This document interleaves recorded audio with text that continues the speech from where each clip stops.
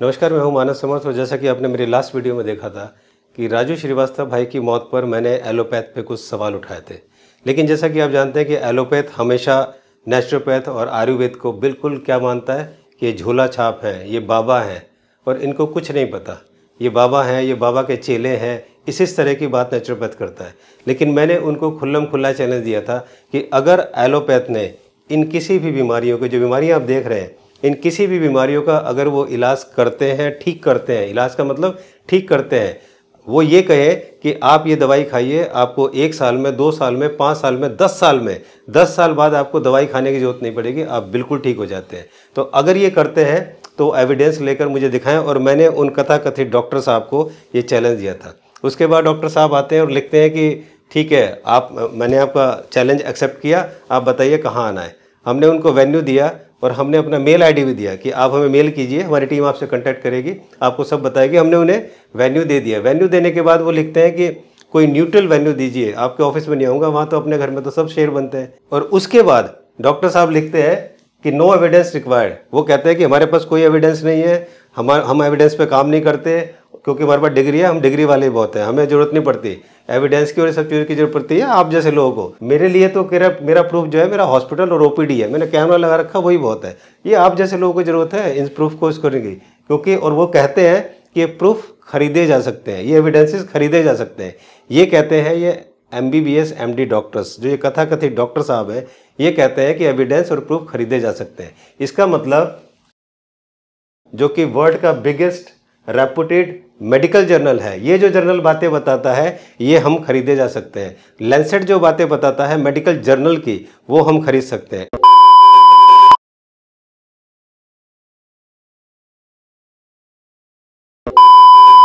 तो जो कथाकथित डॉक्टर साहब हैं, इनका कहना है कि हमने सबको खरीद लिया, सब खरीदे जा सकते हैं। यानी कि जब आप corona-call.टी पर आएंगे, यहाँ देखेंगे, यहाँ जितने भी टेस्टिमोनियल्स हैं, एडवोकेट सोमनाथ भारती, ये वीडियो टेस्टिमोनियल्स हैं, इनको हमने खरीद लिया है। ये जो मिनिस्टर साहब हैं जिन्होंने तारीफ की है, इनको हमने खरीद लिया है। ये जो फॉर्मर जस्टिस हैं, इनको खरीद लिया है। और ये जो फॉर्मर डायरेक्टर CBI हैं, इनको हमने खरीद लिया है। ये जो डॉक्टर हैं, इनको हमने खरीद लिया है। और ये जो हेड ऑफ डिपार्टमेंट है, इनको हमने खरीद लिया है। इसके अलावा ये जो IAS साहब हैं, इनको भी हमने खरीद लिया है। और ये जो DSP साहब हैं, इनको भी हमने खरीद लिया है। ये जो हेड जो सर्जन है all India institute of Ayurveda है, इनको हमने खरीद लिया है। ये जो फर्स्ट सेक्रेटरी है कम्युनिटी अफेयर्स, इनको हमने खरीद लिया है। और ये जो फॉर्मर इंटरनेशनल इंडियन क्रिकेट है, इनको भी हमने खरीद लिया है। मान तक कि ये इतने सारे लोगों को हमने खरीद लिया है। और इसके अलावा हज़ारों टेस्टिमोनियल्स, ये रिटायर्ड DSP हैं, इनको भी हमने खरीद लिया है, जो ये टेस्टिमोनियल्स हमें दे रहे हैं। और जितने भी लोग हैं, ये सबको हमने खरीद लिया है एज पर डॉक्टर साहब, ये जो कथाकथित डॉक्टर साहब हैं। तो कहने का मतलब मैं आप लोगों को सिर्फ ये समझाना चाहता हूँ कि इस तरह के डॉक्टर्स या इस तरह की पैथी, इनको पता है कि हम काम नहीं कर सकते तो किसी का नाम खराब कर दो, तो ये काम तो कर नहीं सकते, तो काम की जगह हमारा नाम खराब करने के चक्कर में लोग लगे हुए। खैर, उससे हमें कोई फर्क नहीं पड़ता। यहाँ पर मैं ये बताना चाहूँगा कि एलोपैथी को पहले से पता था, इस पैथी को, कि हम इन सब बीमारियों को ठीक नहीं कर सकते। इसलिए इन्होंने 1954 में एक एक्ट बनाया, drugs and magic remedy act. यानी कि अगर आपको सिंपल किसी को ब्लड प्रेशर है, शुगर है, तो इनका कहना यह है कि अगर आपने ये कहा कि हम इसे ठीक कर सकते हैं तो आपको जेल हो जाएगी। जी हाँ, अगर कोई भी इंडिया में ये कहता है कि मैं ब्लड प्रेशर को, शुगर को ठीक कर दूंगा, तो उसको जेल हो जाएगी, क्योंकि इनकी दवाई से तो ठीक होगा नहीं और बाकी चीज़ों से ठीक होगा, और आपने कह दिया तो आपको जेल हो जाएगी। इस तरह के एक्ट इन्होंने बनाए हैं। जबकि हमारे देश में नाड़ी परीक्षण आपने सुना होगा, आज भी मेरे कितने सारे फ्रेंड्स हैं जो कि नाड़ी परीक्षण करते हैं, वैद्य जी हैं। और मैं गारंटी देता हूं, इन कथाकथित डॉक्टर को चैलेंज करता हूं कि आप कोई भी पेशेंट लेके आइए, आप मेरे साथ चलिए, सिर्फ 5 सेकंड आपकी नब्ज देखकर वो बता देंगे कि आपको बीमारी क्या है। अगर बॉडी में कहीं भी कैंसर है, आपको डायग्नोस कराने की, पैट स्कैन कराने की जरूरत नहीं है, वो बता देंगे कि आपको किस पोर्शन में कैंसर है और कितना ज़्यादा फैला हुआ है। ये है हमारे देश की पावर, और ये है इस भारत की शक्ति, और ये है इस भारत की संस्कृति। लेकिन हमारे देश के जो कथाकथित बहुत पढ़े लिखे, अपने आप को इंटेलिजेंट समझने वाले, बहुत पैसे वाले लोग, वो ये समझते हैं कि हम बहुत इंटेलेक्चुअल हैं। लेकिन मैं उनको इंटेलेक्चुअल पेशेंट मानता हूं। और इसका उदाहरण मैं यहाँ पर देता हूं कि ये एक बहुत बड़ी यूनिवर्सिटी है, जॉन्स हॉपकिंस यूनिवर्सिटी, जो कि US की है।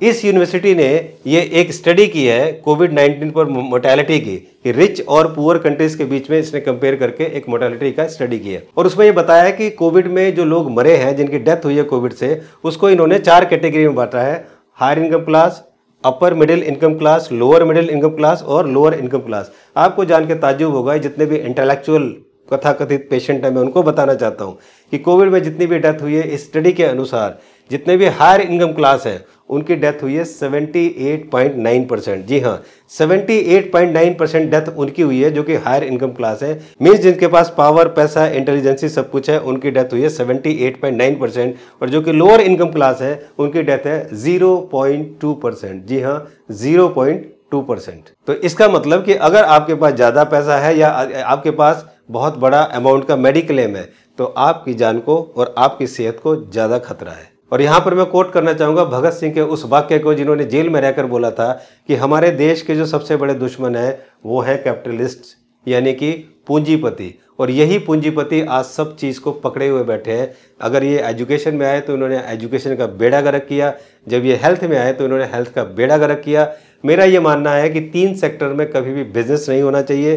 प्रोफेशन है ठीक है, जैसे हम लोग हैं, प्रोफेशन है ठीक है, लेकिन बिजनेस नहीं होना चाहिए, धंधा नहीं होना चाहिए।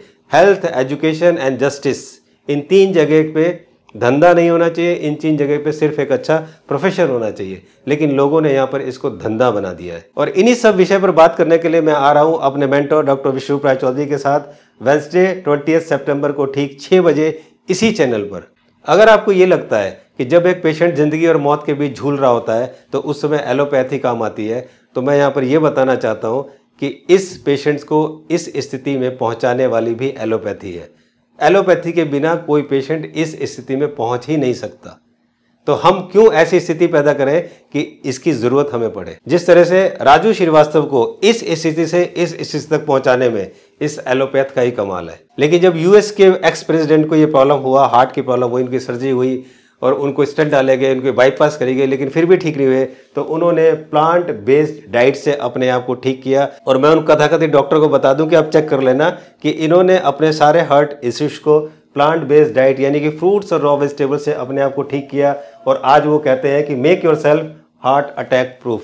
तो आप बहुत इजीली हार्ट अटैक प्रूफ बन सकते हैं सिर्फ वो थेरेपी अपनाकर जिस थेरेपी से हमने लाखों लोगों को ठीक किया है। और अफसोस की बात यह है कि हमारे जितने भी इंटेलेक्चुअल पेशेंट जो हमेशा डिग्री, क्या डिग्री है आपकी, क्या क्वालिफिकेशन है आपकी, वो पूछते हैं, उनको मैं बताना चाहूँगा कि ये जो हमारी फास्टिंग होती है, ये जो हमारा व्रत होता है, ये जो हमारे देश में महिलाएं सदियों से फास्टिंग करती चली आ रही हैं, ये भी एक साइंस है। लेकिन आप लोगों ने इसको समझा ही नहीं बेसिकली। लेकिन कमाल की बात यह है कि जापान के साइंटिस्ट और प्रोफेसर डॉक्टर योशिनोरी को इस फास्टिंग पर यानी कि ऑटोफेजी फास्टिंग पर इन्हें नोबेल प्राइज मिला है। जी हाँ, जापान के साइंटिस्ट और वैज्ञानिक भारत की चीज़ों पर नोबेल प्राइज जीत रहे हैं, लेकिन हमारे देश के लोग इसको मानने को तैयार नहीं है। वो डिग्री और डिप्लोमा की बात करते हैं।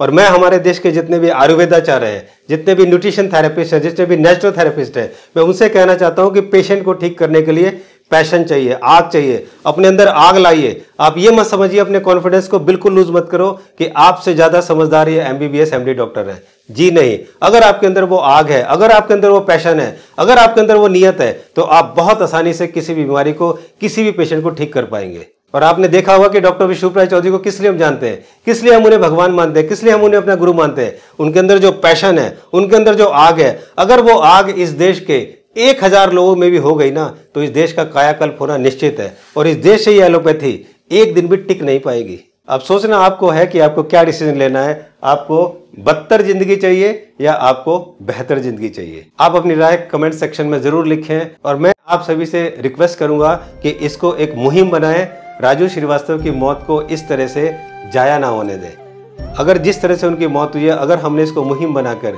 इस बात को लोगों तक पहुंचाया और भारत पैथी को घर घर तक पहुंचाया, तो फिर आने वाले समय में कोई इस तरह से नहीं मरेगा जिस तरह से राजू श्रीवास्तव की मौत हुई। आप सभी का बहुत बहुत शुक्रिया जो हमारे चैनल को और मेरी बातों को आप इतना पसंद कर रहे हैं और मुझसे इत्तेफाक रख रहे हैं। Thank you so much once again. जल्दी मिलते हैं एक नई टॉपिक के साथ, तब तक अपना ध्यान रखिए। इस वीडियो को लाइक और शेयर जरूर करें ताकि सभी लोग इस पैथी को जानें, ताकि सभी लोग इसका फ़ायदा उठाएँ और हमेशा स्वस्थ रहें। जल्दी मिलते हैं, तब तक नमस्कार।